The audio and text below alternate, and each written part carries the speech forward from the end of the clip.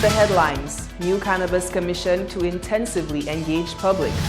Advocates for the LGBTQI community say their voices must be heard. And swift justice in assault case of police caught on camera. A police officer was charged for the offense of assault in relation to the said incident. He was granted bail on his own recognizance in relation to the charge of assault, contrary to section 426 of the Criminal Code of St. This is the Hot 7 Nightly News with Lovelace and Amy Joseph. Good evening. It is Tuesday, the 30th of July, 2019. Welcome to the Hot 7 Nightly News. We're on Flow Channel 117, also being simulcast on Kiss FM 105.5 and 105.9 radio. You can also watch on our free mobile app. Just search for Caribbean Hot FM in the Play Store. I am Solange Alfred, standing in for lovely St. Amy Joseph.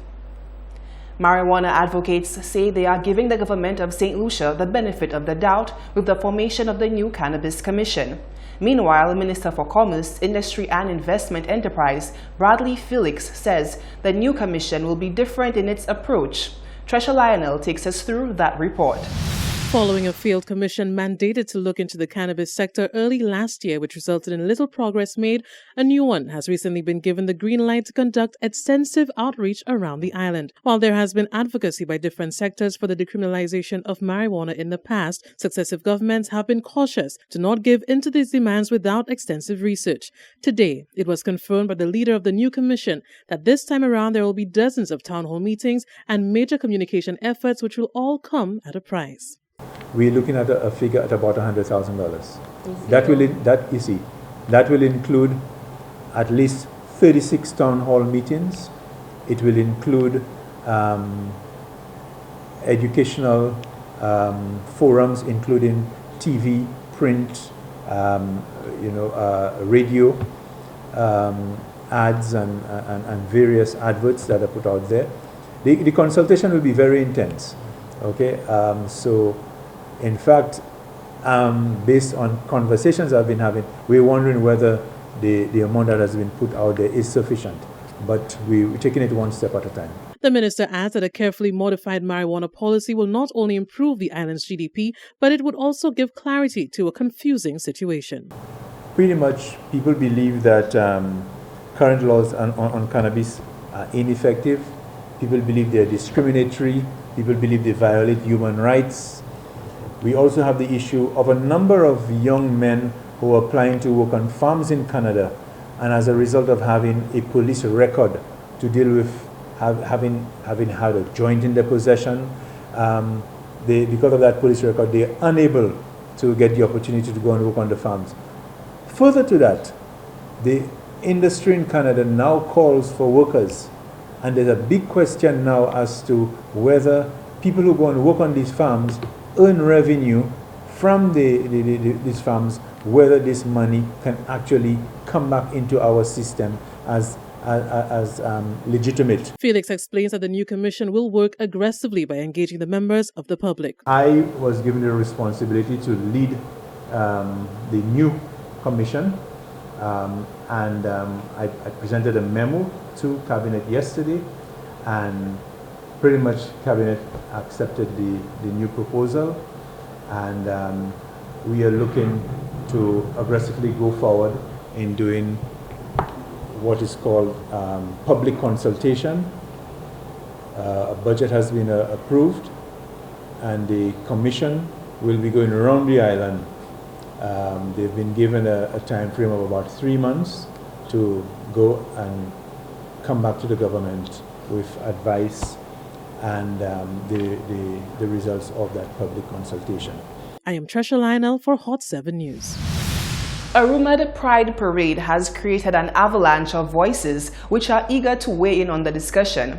With religious organizations stepping forward to denounce the activity, a few brave souls have spoken up to protect the rights of the minority. Marlon Clovis reports. The veil of Christianity is being lifted from discussions of accepting members of the LGBTQI community. President of the South Castries Youth and Sports Council, Robert Rennie, says the matter is one far removed from religion. He says rather it borders on humanitarianism and anti-discrimination. I was duly informed that there was nothing, no gay parade planned. And in fact, United and Strong, in partnership with some other entities, will be conducting a health fair in Castries. So that's one of the activities I know is being planned by United and Strong. What I would like to say, though, however, is what if there would have been a gay pride parade, right? I believe that we must never infringe on people's rights to choose. I'm Christian, but even God himself never infringed on people's right to choose. He said, I place before you life and death. Choose life. So we all have the choice. We all have the right to make our own choices. I have the right to choose my lifestyle. I have the right to choose Adventism as my way of life if I so desire. The Rastaman has the right to choose his lifestyle, Rastafarianism. And I, as a Christian, may not ascribe to his Rastafarian lifestyle or beliefs. Does that mean I would infringe on his right to choose his Rastafarian beliefs or Rastafarian lifestyle? Rennie responds to outspoken clergyman superintendent of the Methodist Church, Reverend Seth Ampadu, who shared his opinion on a previous broadcast of the Hot 7 Nightly News regarding activities spearheaded by United and Strong to sensitize the public on matters affecting the LGBTQI community. What we must first understand is that, yes, God is love. What tends to happen is that before we look at people's humanity, before we understand, before we show people that love and that mercy that God himself has asked us to show, we tend to see the sin, or what we would perceive as the sin. And we don't focus, first of all, on showing that person the love of God. Showing that person that level of tolerance. Showing that person that I'm not here to judge you. My prerogative as an individual, as a Christian, the fundamental principle or basis of my Christianity is to show my neighbor love, regardless of what his lifestyle is. And so if we focus more on that, showering people with the love of God, we will not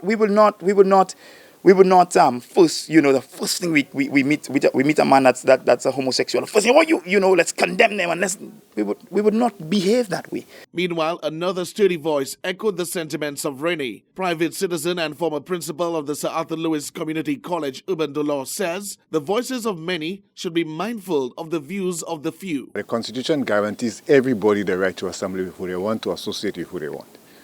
I do not believe it is correct for any group, no matter whether it is Rastafarians, whether it is gay people, whether it is dark people, whether it is Shabin people, whoever it is, once you do not infringe the rights of St. Lucia, you have a right to have a march, you have a right to demonstrate, you have a right to have a parade. I find it strange that persons who actually see the benefit of human rights want to deny certain groups human rights.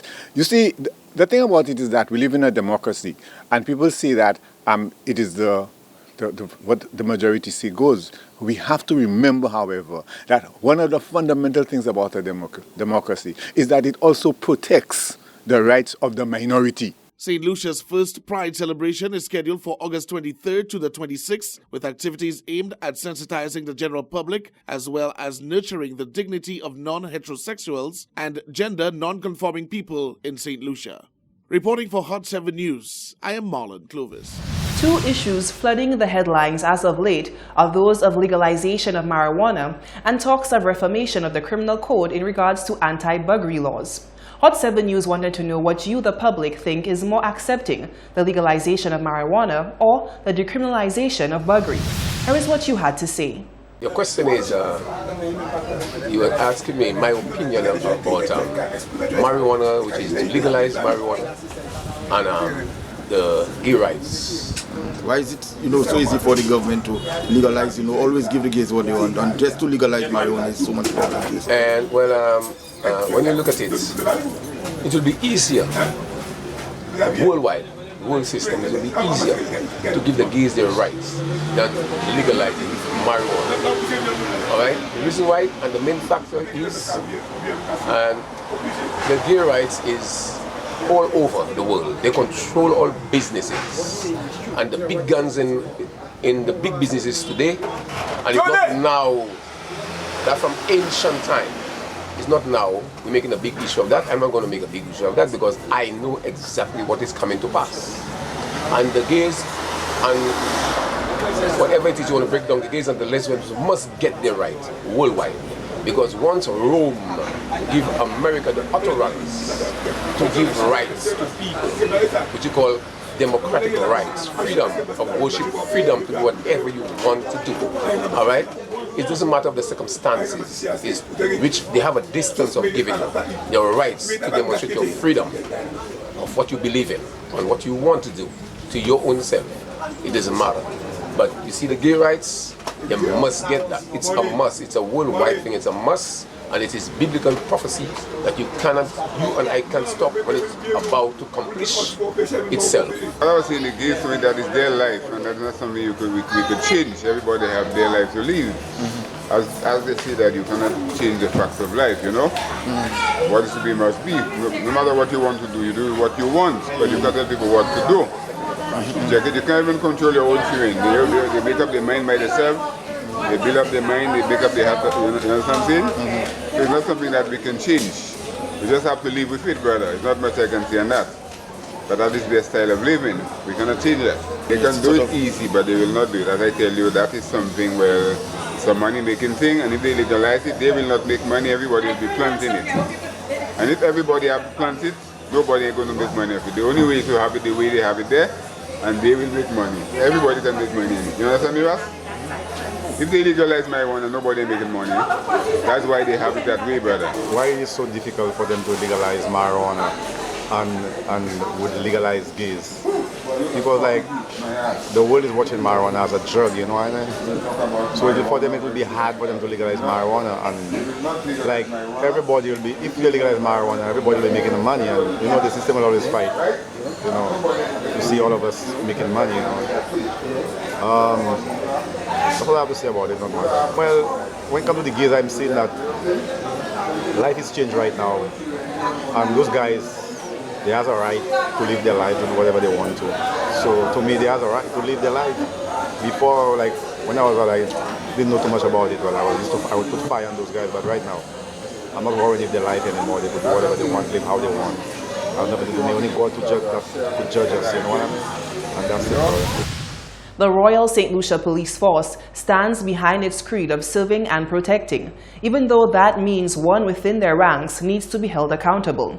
This was the case with the police officer involved in an assault which was caught on camera. Marlon Clovis gives us those details. Resolve has been brought in the case involving a police officer caught on camera assaulting a victim on Wednesday, July 10th. The viral video of the attack was shown to viewers in a previously aired broadcast of the Hot 7 Nightly News. During the viral video, the handcuffed civilian receives a number of strikes on the head at the hand of the male officer in camouflage uniform. Acting Corporal Press Officer of the Royal St. Lucia Police Force, Anne Joseph, says the police officer seen in the video, Marlon Clovis, was charged for the offense of assault. On Wednesday, July 10, 2019, about 9:30 a.m., law enforcement officials received information in relation to an assault of a male with a cutlass in Vieux-Fort by a uniformed police officer. Investigations were launched and the officer in question was immediately sent on leave. On Friday, July 26, 2019, Marlon Clovis, a police officer, was charged for the offense of assault in relation to the said incident. He was granted bail on his own recognizance in relation to the charge of assault, contrary to Section 426 of the Criminal Code of St. Lucia. And 426 of the Criminal Code states, a person who unlawfully assaults any other person is liable on summary conviction to a fine of $1,000 or to imprisonment for 1 year. The Royal St. Lucia Police Force had previously confirmed that the necessary steps would be taken to ensure resolve was brought to the case. Furthermore, the viral video had sparked public outrage, with many calling for swift justice to be served. Reporting for Hot 7 News, I am Marlon Clovis. You're watching the Hot 7 Nightly News. When we come back, an injured man claims he was denied ambulance service, calls for a special St. Lucian strain of cannabis, and one candidate for the post of president of the NYC airs his views.